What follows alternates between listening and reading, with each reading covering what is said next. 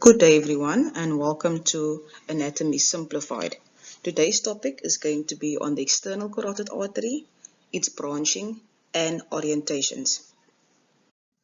So to recap, we know that arteries take blood away from the heart, oxygenated blood, and so we focus on the heart itself. We know that the aortic arch branches off the heart and then it's going to give off brachiocephalic arteries that are then going to give off subclavian. These ones you can see in this image. Mind the image, it is a bit blurry, but focus with me. Then on the subclavian itself, we're going to have three branching that is going to go to regions of the head and neck. The one being the common carotid that we can clearly see over here. Then we've got our vertebral artery. There's also another artery called the thyrocervical trunk, and that's going to bring blood supply to many structures, one of them being the inferior aspect of the thyroid gland itself. So we look at the common carotid artery over here, and we see that the common carotid artery is going to bifurcate into two arteries, namely the internal carotid and external carotid arteries at the site of the thyroid cartilage itself. On this image, we can also see that the internal carotid is going to go upwards into the brain, and it's going to form part of the circle of Willis, and it's going to bring supply to the cerebrum itself. Now what we want to focus on is the external carotid artery and the branching patterns of that artery. So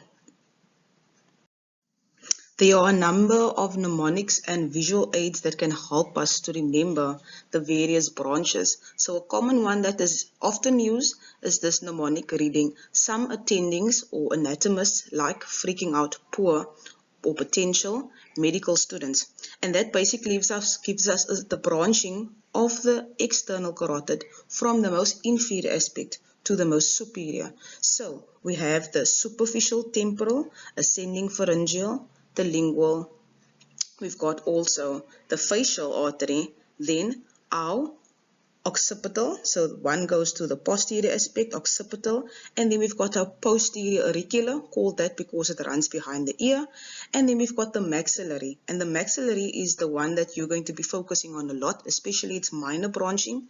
This artery is found within the infratemporal fossa and can be broken down into three parts. We will look at that also a bit later.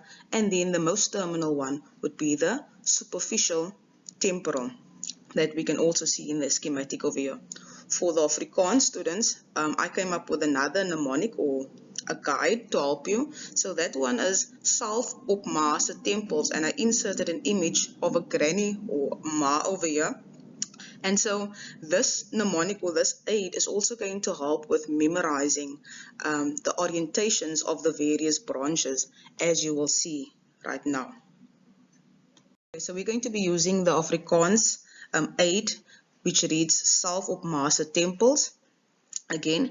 And so salve being the first four inferior branches of the external, it's going to all be anteriorly orientated except for the A, which is the ascending pharyngeal, and the ascending pharyngeal is going to be medially orientated.